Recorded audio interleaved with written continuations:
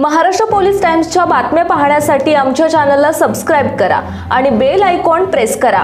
नमस्कार, मी सुधा, Maharashtra police times मध्ये आपलं स्वागत आहे। पाहूयात आता महत्त्वाची बातमी।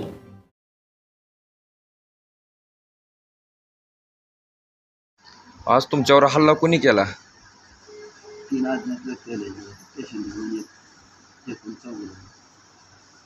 कशामुळे नेमका हल्ला केला?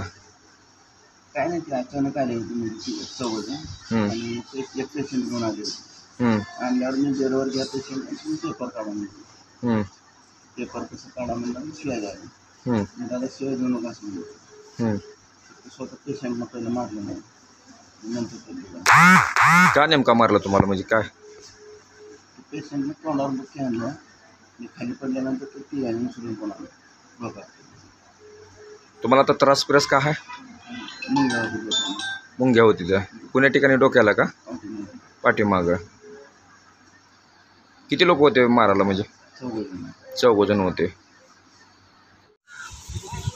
त्या दिवशी नाईट ड्युटीला मी होते, स्टाफ नर्स म्हणून, आणि गोरे मामा शिपाई म्हणून होते। त्या नातेवाईकाला फक्त पेशंटचं नाव आणि गाव सांगा म्हणल्यावर राग आला आणि त्यांनी गोरे मामाला डायरेक्ट मारहाण केली। खाली पाडून लाथा बुक्क्याने मारले, स्टूल त्यांच्या पायावरती घातलाय, खूप मारले त्यांना।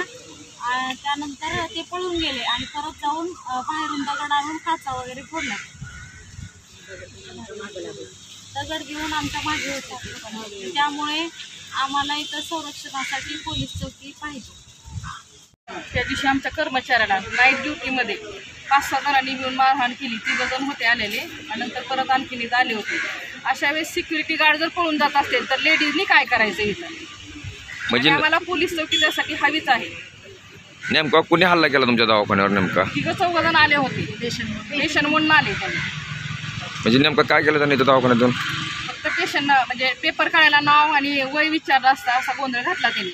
क्लास 4 कर्मचारी आमचे गोरे म्हणून होते ते नाईट ड्युटीला, त्यांनी म्हणले फक्त सिस्टरना वय आणि तुमचं नाव वगैरे सांगा, म्हणजे रेकॉर्ड वगैरे नोंदणी वगैरे असते इथं।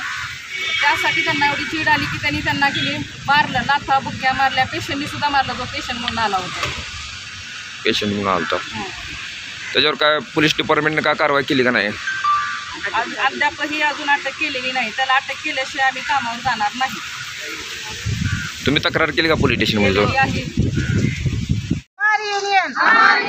हमारी यूनियन आरोपीला अटक झालीच पाहिजे, आरोपीला अटक झालीच पाहिजे। सरकारी कर्मचाऱ्यांवर मारहाण करणाऱ्याला अटक झालीच पाहिजे, सरकारी कर्मचाऱ्यांना मारहाण करणाऱ्याला अटक झालीच पाहिजे।